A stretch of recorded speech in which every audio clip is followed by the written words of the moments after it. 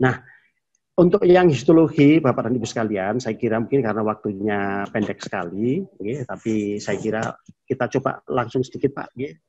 Langsung sedikit, Pak. Lanjut. Ya.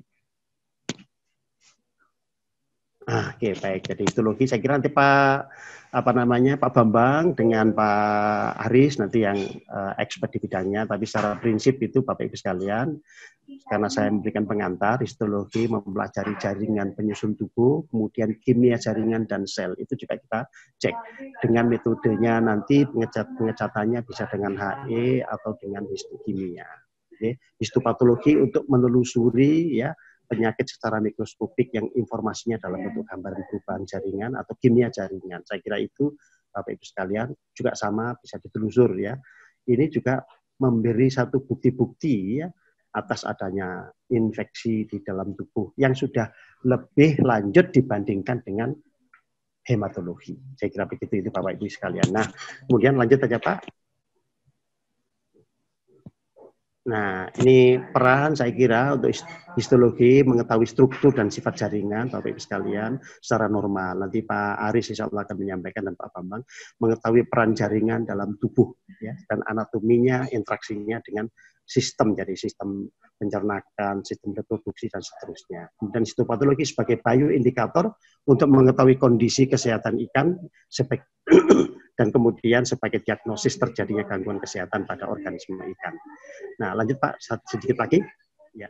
Nah, Bapak Ibu sekalian, dalam pengamatan kami yang ada di lab dan bersama dengan mahasiswa, selama ini kami temukan beberapa perubahan histologi itu adalah karena adanya penyakit infeksi, jelas bakteri, virus, parasit, jamur. Kemudian karena penyakit non-infeksi karena adanya pencemaran, ini bidangnya Pak Asus ini saya kira. Kemudian yang berikutnya adalah karena racun yang dihasilkan biologi perairan. Dan yang terakhir adalah karena gizi buruk.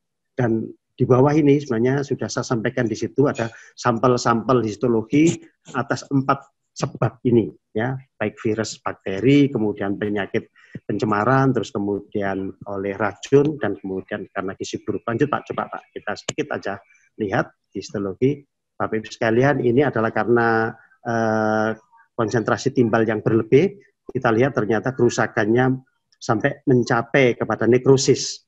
Ya, sampai mencapai kepada nekrosis pada persentase 0,15 ppm, yaitu PB timbal.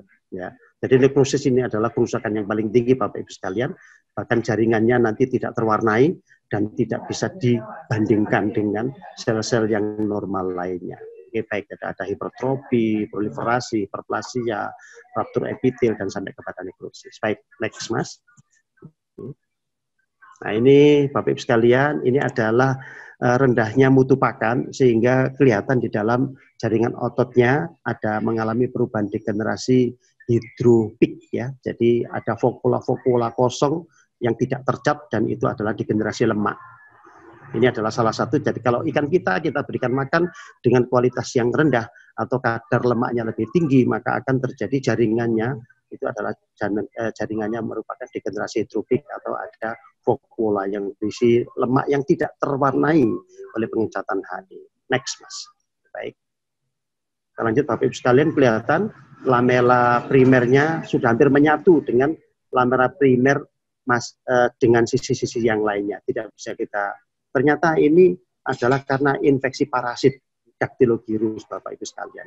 Fenomena ini juga sudah pernah kita temukan dengan beberapa penyakit baik parasit maupun virus ya, khususnya KHV itu juga semacam demikian. Baik, kita lanjut.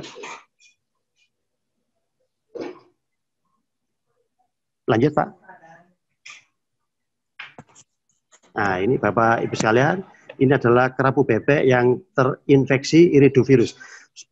Sebelumnya kerapu bebek yang terinfeksi iridovirus, Bapak Ibu sekalian terlihat ya ada banyak inclusion body. Jadi Bapak Ibu sekalian, IB atau inclusion body ini adalah tanda spesifik adanya infeksi yang disebabkan oleh virus. Hampir semua virus ya ini adalah tanda spesifiknya adalah IB, inclusion body. Ya kelihatan ada sel seperti giant dan kelihatan intinya mengecil dan kemudian sitoplasmanya membesar tidak terwarnai oleh pengecatan. Next, baik.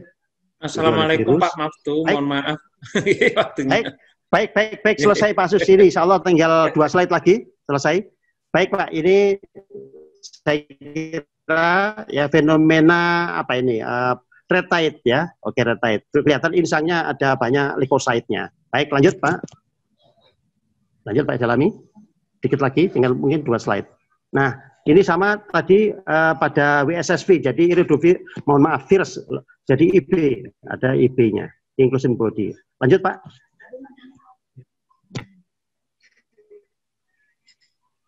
Lanjut Pak Dalami. Ini infiltrasi oleh bakteri. Bapak Ibu sekalian, bakteri biasanya bisa kita amati dalam jaringan. Oke, kita lanjut lagi Pak. Lanjut lagi, ada slide terakhir. Langsung slide terakhir. Satu lagi. Nah, Bapak Ibu sekalian, ada beberapa catatan kami terkait dengan permasalahan histologi dan histopatologi. Yang pertama, abnormalitas bagian tubuh ikan dapat terjadi karena serangan penyakit atau perubahan lingkungan hidup ikan, ya, yang mempengaruhi kepada struktur sel jaringan. Jadi di dunia perikanan, Bapak Ibu sekalian, tidak sedikit ada perbedaan dengan menjit karena apa? Infeksi yang dilewatkan melalui air itu jauh lebih efektif.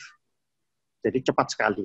Yang kedua, cepatnya jaringan tubuh ikan segar mengalami kerusakan pembusukan sehingga menyulitkan pengamatan. Artinya Bapak Ibu sekalian, kalau kita punya sampel, hendaknya kalau seandainya jauh dari laboratorium untuk bisa ada penyimpanan formalin, ya, maka kita harus ya menggunakan yang lebih hati-hati atau formalinnya kita bawa ke lapangan dan seterusnya. Kemudian perbedaan spesies ikan menyebabkan perbedaan perlakuan dalam proses pembuatan preparat. Bapak Ibu sekalian, kalau mohon maaf Pak Aris, kalau di biologi barangkali spesimennya sudah jelas, pakai mencit, pakai tikus, pakai kelinci gitu. Kalau ikan ini Pak Nun Sewu banyak sekali jumlahnya, Nun Sewu ratusan bahkan ribuan spesies, sehingga apa biasanya di dalam strategi pemotongan ini Pak Bambang, teknik-tekniknya ini bagaimana cara mengembangkan untuk bisa mendapat yang lebih baik. Baik, terima kasih Bapak dan Ibu sekalian.